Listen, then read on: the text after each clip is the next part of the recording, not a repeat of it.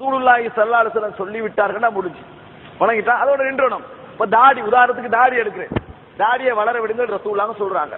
தாடியை வளர விடுங்கன்னா வளர்த்துட்டு போறேன், அதுக்கு சொல்றேன் இப்ப இவ்வளவு வளர்த்தாலும் வளர்ச்சி தானே, பிடிச்சி காட்டுவா நம்ம கண்டுபிடிக்கதான் தேடி இருக்கிறா இருக்கு. இந்த துண்டு வளர்த்தாலும் வளர்ச்சி தானே, இதுவும் வளர்த்த மாதிரி தானே. மனசை தொட்டு சொல்லுங்க, இதே முடிக்கு வருது அவங்களுக்கு. நான் முடி வெட்டிக்கிறேன், ஒரு ஆள் முடி வெட்டிக்கான்னு வைங்களேன், முடி வளர்த்திருக்கிறார் அப்படி யாரா சொன்னா அவங்களை நம்புவாங்களா? இது ஒரு இருக்குதா இல்லையா? ஒரு துண்டு இருக்குதா இல்லையா? இது முடி வளர்த்திருக்கிறான்னு சொல்லுவீங்களா யாராவது? சொல்ல மாட்டீங்க. நல்லா வளர்த்தா தான் வளர்ச்சி என்னவீங்க. முடி இதுக்கு மேலுக்கு ஒரு சட்டம், இங்க ஒரு சட்டம். இங்க இந்த மட்டும் வந்தாலும் முடி வளர்ந்தாச்சு, வளர்த்திக்கிறோம் வெந்தாய்க்கு தேடி கண்டுபிடிக்கணும். ஆனா இங்க இதெல்லாம் இல்ல, நல்லா நீண்டு வளர்ந்தா தான் முடி வளர்ந்துருக்கு. பெண்கள் முடி வளர்க்கலாம், ஆண்கள் முடி வளர்க்க கூடாது அர்த்தம் என்ன? இந்த மட்டும் முடி வைக்க கூடாது அர்த்தமா? ஒரு ஆள் சொல்றாரு வைங்களே, ஆண்கள் முடி வளர்க்கலாம் பெண்கள் முடி வளர்க்க கூடாதுன்னு சொன்னான்னு வைங்களே, இது அர்த்தம் என்ன? இந்த மட்டும் கூட ஆண்கள் முடி வைக்க கூடாது, அதான் வளர்ச்சி, அதான் அர்த்தமா? அல்லது இந்த அளவுக்கு ஜட வைக்கிறார் கூடாது? இல்ல, ரெண்டும் கூடும். உதாரணத்துக்கு சொல்றேன் சகோதரர்களே, இதுக்கு வர கேள்வி இங்க வருது இல்ல. மீசையை கத்தரியுங்கள் தாடியை வளர விடுங்கள் ரசூலுல்லாஹ் சொல்றாங்க. மீசையை கத்தரிங்கன்னா என்ன? சோட் பண்ணுங்க அர்த்தம். மீசையை கத்தரிங்கன்னா மீசையை சோட் பண்ணுங்க அர்த்தம். தாடியை வளர விடுங்கடா சோட் பண்ணுங்க அர்த்தமா? அப்ப ரெண்டு ஒன்று.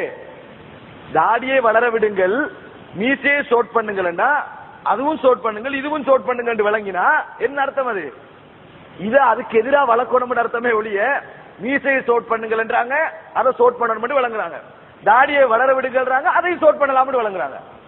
அப்ப என்னத்துக்கு அந்த ஹதீஸ் சொன்னாங்க ரசூலுல்லாஹ்? மீசையை சோட் பண்ணுங்கள் தாடியை வளர விடுங்கள் என்று சொன்னா சோட் பண்றது இதுல மட்டும்தான், இதுல இல்ல. இதையும் சோட் பண்ணா இதுவும் மீசை இதுவும் மீசைன்னு அர்த்தம். விளங்கிட்டா? ரெண்டும் மீசைன்னு அர்த்தம். விளங்குதா இல்லையா? ஒரு சும்மா சர்வசாதாரணமா விளங்குறது. வீட்டுல மரம் வளங்கன்னு வாப்பா ஒரு மரத்தை தாரார், அதாவது சொல்லுக்கு விளக்கம் சொல்றேன், அது இதுல பின்னால வரையிலும் மரம் வளங்கன்னு தாரா. ஒரு குரோட்டன் மரம் உண்டு, நீங்க வச்சு அடுத்த நாள் இந்த மட்டும் போலதான் ஒரே வெட்டு, டெய்லி வெட்டி வெட்டி வெட்டி வெட்டிக்கிறீங்க. ஒரு மாசத்துக்கு கூட வாப்புற எங்க குரோட்டன் மரம் இந்தாய்க்கிறது, எங்க ராணே தான் இந்தாய்க்கிறது, துண்ணு துண்ணு காட்டுறீங்க. வளர்க்கறது இது வளர்ச்சியா இல்லையா? இந்த மட்டும் துண்டாலும் வளர்ச்சி தான் அது.